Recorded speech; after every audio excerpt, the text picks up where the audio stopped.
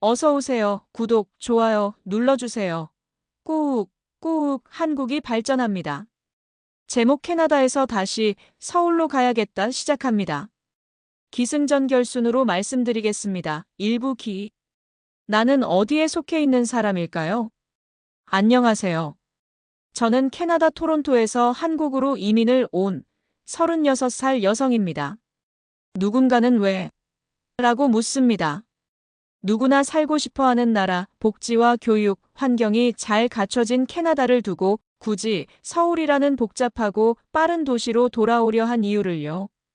그 질문이 맞습니다. 정말이지, 저도 처음엔 왜인지 몰랐습니다. 하지만 지금은 분명히 말할 수 있어요. 저는 제 자리를 찾고 싶었어요. 토론토의 어느 평범했던 겨울날. 그날도 늘 하던 대로 병원에 출근하고 환자를 돌보다가 점심도 거른 채 일하다가 루카스를 데리러 학교에 갔습니다. 그런데 유리문 밖에서 본 아이의 얼굴이 어딘가 이상했어요. 작고 마른 어깨, 굳은 표정, 그리고 아무 말 없이 걸어오는 발걸음. 루카스, 무슨 일 있었어? 아니에요. 누가 뭐라고 했니? 그냥 다들 말 안 걸어요. 제 아들은 8살입니다. 영어와 프랑스어는 유창하지만 한국어는 한마디도 못합니다. 물론 한국에도 가본 적이 없죠. 아이에게는 이곳이 고향이고 저는 그저 엄마일 뿐입니다. 하지만 그날 저녁 루카스가 혼자 자기 전에 조용히 말했습니다. 맘 MI 코리언. 오커네이디언. 그 말이 제 가슴을 쿵 하고 때렸습니다. 저는 말문이 막혔어요. 대답할 수 없었습니다. 이민 2세의 공허함. 저는 이민 2세입니다. 부모님은 80년대에 서울에서 이민 오셨고 저는 토론토에서 태어났습니다. 영어 이름은 에밀리지만 주민등록상 이름은 윤은지였죠. 하지만 은지라는 이름은 아무도 부르지 않았습니다. 그건 어쩐지 이질적이고 부끄럽게 느껴졌으니까요. 명문대 의대 졸업 후 병원에 들어가고 30에 결혼했다가 32에 이혼했습니다.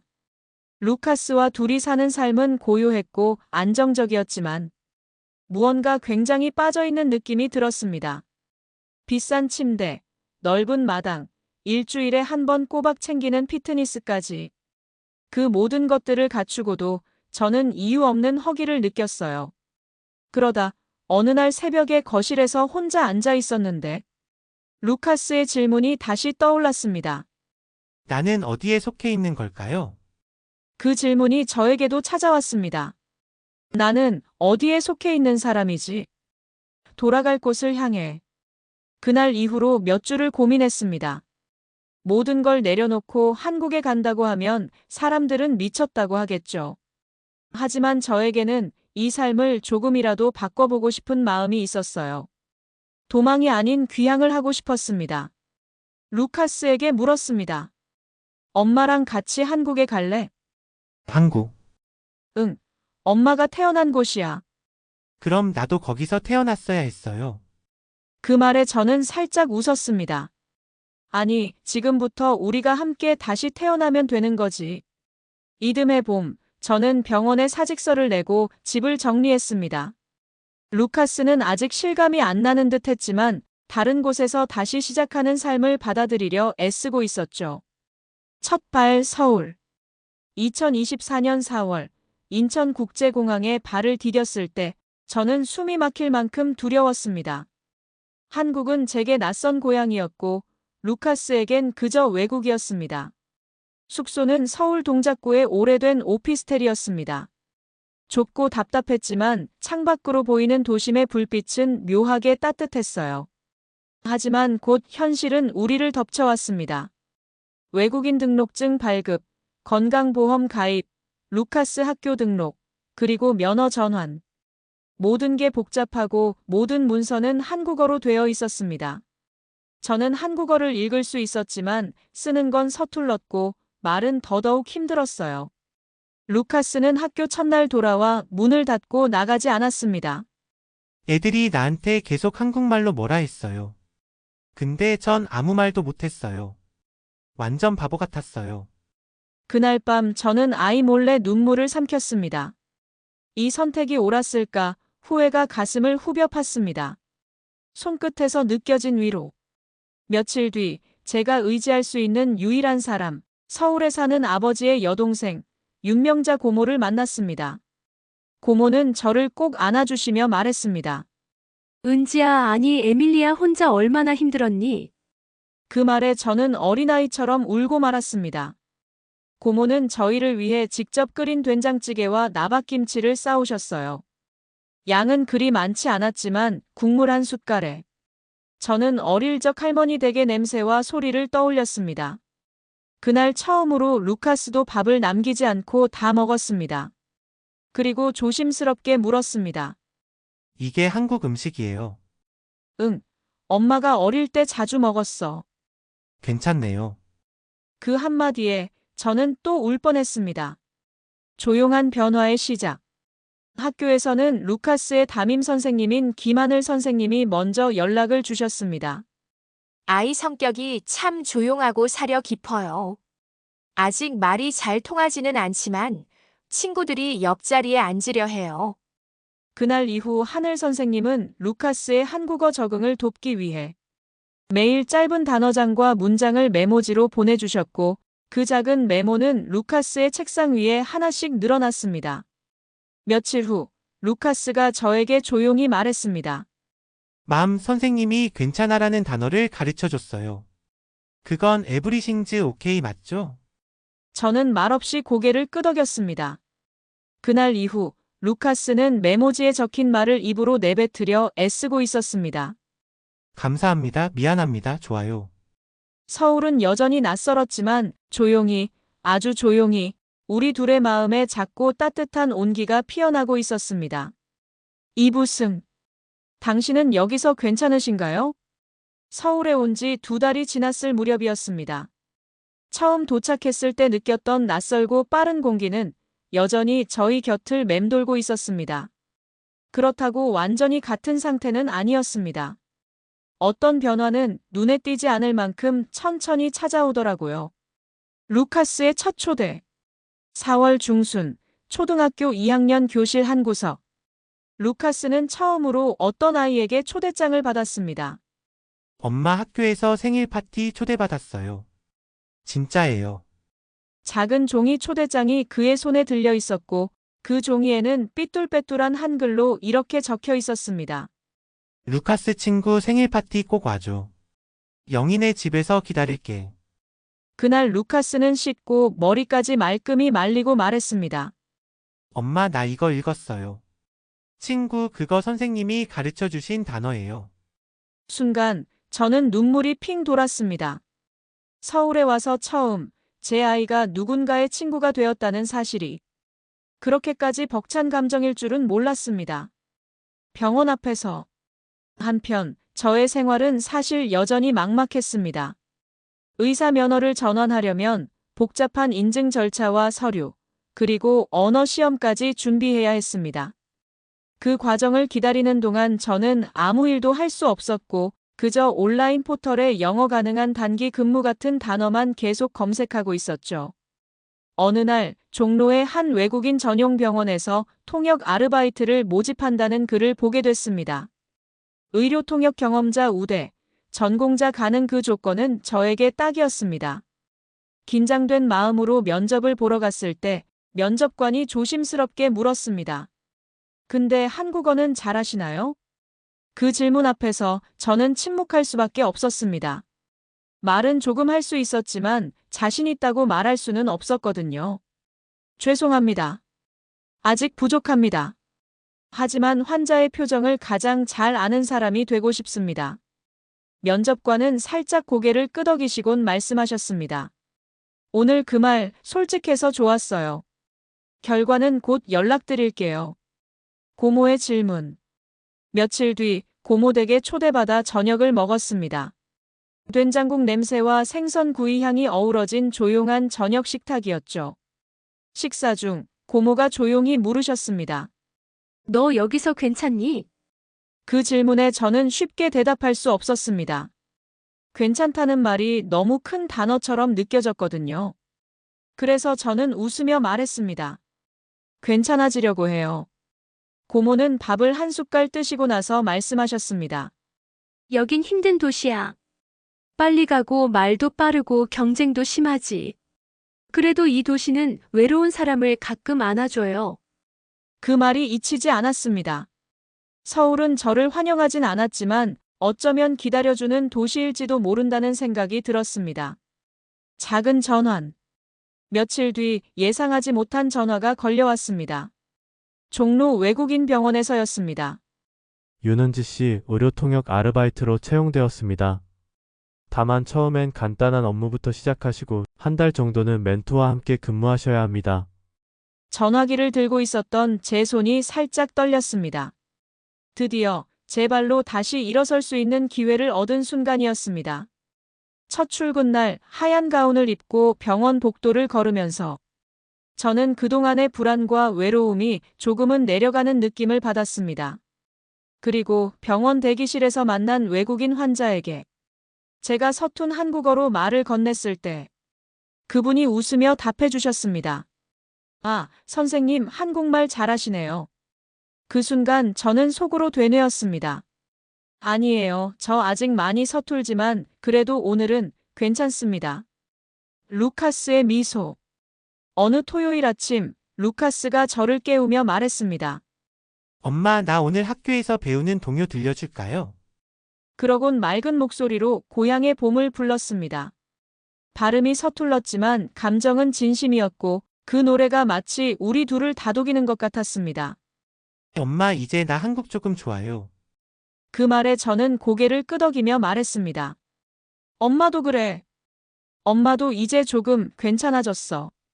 조용한 흔들림 속에서 서울에서의 삶은 여전히 간단하지 않았습니다. 언제든 다시 흔들릴 수 있는 불안은 남아 있었고 가끔은 토론토의 넓은 공원과 느린 저녁이 그리웠습니다. 하지만 하늘 선생님의 따뜻한 쪽지, 고모의 진심 어린 밥상, 병원 대기실의 작은 격려, 그리고 무엇보다 루카스의 미소는 저를 이 도시 안에서 한 사람으로 세워주었습니다. 서울은 저희를 환영하지 않았지만 조용히 기다려주었습니다. 3부 전. 당신은 한국 사람입니까? 서울에 정착한 지도 어느덧 반년이 지났습니다. 루카스는 학교 생활에 조금씩 익숙해졌고 저 역시 병원 통역 아르바이트를 넘어 정규직 입사를 앞두고 있었습니다. 드디어 모든 게 나아가는 줄 알았습니다. 그런데 뜻밖의 진실은 늘 가장 조용한 날 찾아오는 법이더군요. 출입국 관리사무소의 통지서. 6월 초 어느 날 우편함에 낯선 봉투 하나가 꽂혀 있었습니다. 서울 출입국 외국인청이라는 굵은 글씨가 보였고 그 아래엔 이렇게 적혀 있었습니다. 귀하의 국적 상태에 대한 정정 요청이 필요합니다. 순간 머릿속이 하얘졌습니다. 국적 상태. 저는 분명 캐나다 시민권자입니다. 하지만 한국계 2세라는 점이 어떤 문제를 만든 걸까요? 바로 출입국청에 문의 전화를 걸었습니다. 직원은 차분하게 설명했습니다. 윤은지 씨는 한국계 부모님 아래서 해외 출생하셨죠? 현재 한국에서는 이중 국적 해소 절차가 명확히 처리되지 않은 상태라 법적으로 체류 자격이 모호한 상태입니다. 저는 어리둥절해 말했습니다. 그럼 제가 불법 체류자인가요? 직원은 짧은 침묵 끝에 답했습니다.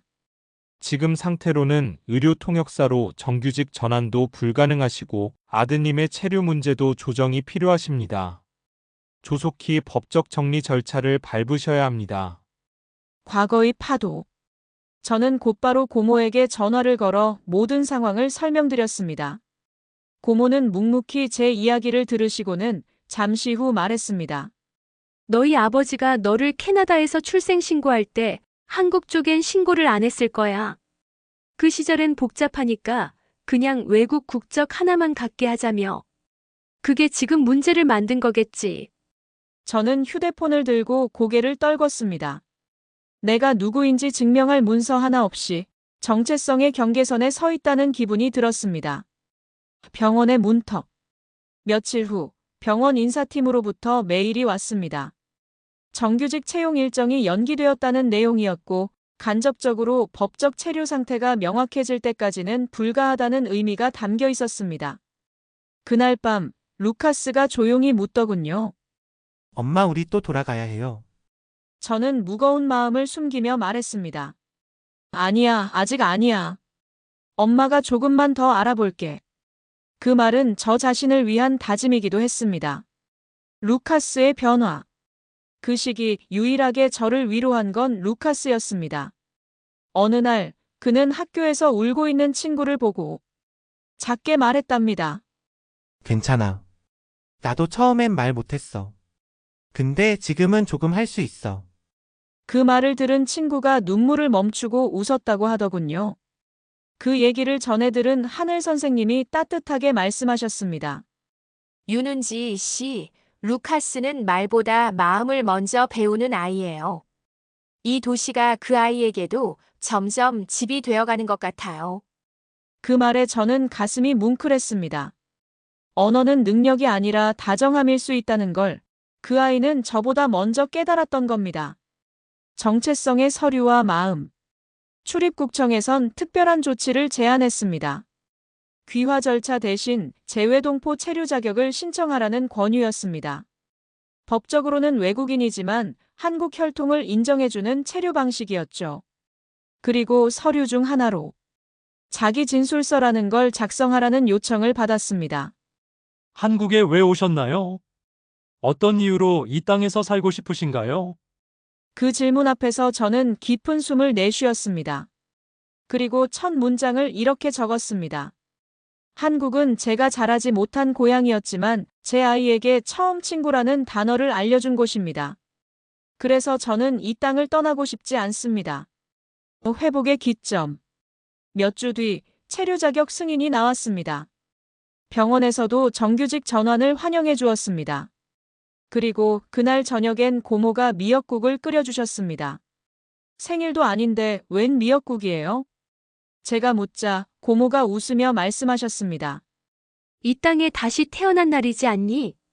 넌 오늘부터 진짜 이곳 사람이야. 그 말을 듣는 순간 눈물이 났습니다. 저는 이 도시에서 받아들여진 겁니다. 에필로그 같은 하루. 요즘은 루카스가 학교에서 한국어 일기 쓰기를 연습합니다. 가끔 저에게 묻습니다. 엄마, 서울은 내 집이다는 한글로 어떻게 써요? 그때마다 저는 웃으며 알려줍니다. 그리고 속으로 되뇌죠. 서울은 더 이상 낯선 도시가 아닙니다. 이제는 제 이야기가 시작된 곳입니다. 사부결. 이곳에서 저희는 다시 태어났습니다. 서울에 온 지 꼭 1년이 되었습니다. 2025년 봄, 작년 이맘때 공항에서 느꼈던 불안과 설렘을 떠올리며 저는 이제야 조심스럽게 말할 수 있습니다. 저는 이곳에서 다시 태어났습니다. 루카스의 편지. 3월 말 루카스가 학교에서 돌아오더니 책가방을 내던지고 말했습니다. 엄마, 오늘 편지 썼어요. 한국어로요. 작고 두툼한 종이 한 장이 그의 손에 들려 있었고 연필로 또박또박 눌러 쓴 글씨가 보였습니다. 하늘 선생님께. 안녕하세요. 저는 루카스입니다. 선생님이 괜찮아 가르쳐 주셔서 저는 친구를 만들었어요. 감사합니다. 저는 한국이 조금 좋아졌어요. 선생님도 좋아요. 루카스 드림. 저는 눈을 질끈 감았습니다. 그 몇 줄이, 그 단순한 문장들이 그동안의 시간과 노력을 모두 떠오르게 했기 때문이죠. 아이의 손으로 적은 감사합니다라는 말 속에는 말로는 설명할 수 없는 성장과 적응의 흔적이 담겨 있었습니다. 병원에서 마주한 첫 감정. 며칠 뒤 병원에서는 제가 처음으로 한국 환자 상담을 전담하게 되었다는 소식을 전해주었습니다. 이전까지는 외국인 환자와 의사 사이의 통역 역할에 집중했지만 이젠 직접 진료 예약을 도와주고 상태를 듣고 조언까지 건넬 수 있는 업무였죠. 첫 상담일, 긴장감이 맴도는 병원 대기실에서 70대 중반의 여성 환자분이 조용히 제게 다가오셨습니다. 여기 이거 어깨가 너무 아파서 밤에 잠을 못 자요. 그분은 말끝마다 조심스럽고 불안해 보였습니다. 제가 작은 테이블 앞에 모시고 앉히며 말했습니다. 어디가 가장 아프세요? 괜찮으시면 자세히 말씀해 주세요. 제가 끝까지 도와드릴게요. 그 말을 듣는 순간 그분의 눈가가 붉어졌습니다. 고맙네요. 요즘은 병원에서도 말 붙이는 게 어려워서. 근데 선생님 말이 참 따뜻하네요. 처음으로 환자 앞에서 눈물이 핑 돌았습니다. 그 환자의 떨림이 저의 처음과 너무 닮아 있었거든요. 그날 이후 저는 매일 상담 노트의 한쪽에 내가 처음 한국에서 말 걸어준 사람은 누구였는가를 떠올리며 기록을 남겼습니다. 그 첫사람이 바로 하늘 선생님이었고 그 다음은 고모, 그리고 어느덧 저 자신이 되었습니다. 캐나다로 보낸 편지. 1년이 지난 어느 봄날 밤, 저는 캐나다에서 함께 일하던 동료 클레어에게 긴 이메일 한 통을 작성했습니다. 제목 From Soul, with Breath. 클레어, 잘 지내고 있지요? 저와 루카스는 지금 서울에서 살아가고 있어요. 예전 같았으면 불가능한 일이었겠죠. 여긴 여전히 복잡하고 시끄럽고 어쩔 땐 차가운 도시예요. 하지만 저는 이곳에서 처음으로 혼자가 아니라는 느낌을 배웠어요. 루카스는 오늘 선생님께 처음으로 쓴 손편지를 보여줬고요. 저는 병원에서 환자에게 처음으로 잘 지내세요라고 말할 수 있었답니다. 클레어, 그때 당신이 말했죠. 행복은 장소가 아니라 마음에 달려 있다고요. 아마 맞는 말이에요. 하지만 저에겐 그 마음을 찾기 위해 꼭 이곳에 와야만 했어요. 여긴 제가 저로 다시 태어난 곳이에요. 언젠가 이곳에서 따뜻한 국수 한 그릇 대접하고 싶어요. 한국엔 그런 인사 있거든요. 밥 한번 먹어요. 그 말 안에 사람 사는 온기가 있답니다. 에밀리 윤드림. 다시 피어난 뿌리. 고모는 요즘도 문화센터에서 된장 만들기 수업을 진행하시고 저는 주말마다 지역 보건소에서 자원봉사 통역을 시작했습니다. 그리고 루카스는 학교에서 한국어 말하기 대회 예선에 참가한다고 하더군요. 그날 저녁 아이는 제게 조심스럽게 말했습니다. 엄마, 나 내 이름 한글로 쓸 수 있어요. 루카스 윤 맞죠? 작은 종이에 삐뚤삐뚤하게 적힌 이름. 그 안에는 캐나다도 서울도 한국어도 영어도 함께 담겨 있었습니다. 그건 정체성이 아닌 이야기였습니다. 우리 가족이 함께 쓴 이야기요. 그리고 오늘, 지금 이 사연을 적는 이 순간 창밖에는 벚꽃이 흩날리고 있습니다. 아침에는 고모가 손수 싸주신 유부초밥을 들고 병원에 다녀왔고 루카스는 학교에서 오늘의 칭찬 스티커를 받아왔습니다. 서울은 여전히 빠르게 돌아가고 있지만 저는 이제 그 안에서 저만의 속도로 걸어가고 있습니다. 당신은 어디에 속한 사람입니까? 1년 전에 저라면 대답하지 못했을 겁니다. 하지만 지금은 분명히 말할 수 있습니다. 저는 서울에 속해 있는 사람입니다. 그리고 저희 아이는 이곳에서 희망을 배운 아이입니다. 끝맺음의 인사. 혹시 이 글을 보고 계신 누군가가 이민이라는 선택 앞에서 혹은 낯선 도시의 길목에서 외로움에 주저하고 계시다면 이 말을 꼭 전하고 싶습니다. 그곳이 어디든 마음을 걸어둘 곳이 있다면 그곳이 곧 당신의 귀향입니다. 그리고 그 귀향은 때때로 당신이 가장 예상하지 못했던 곳일 수도 있어요. 이상으로 캐나다에서 다시 서울로 가야겠다 4부작 시리즈를 마칩니다.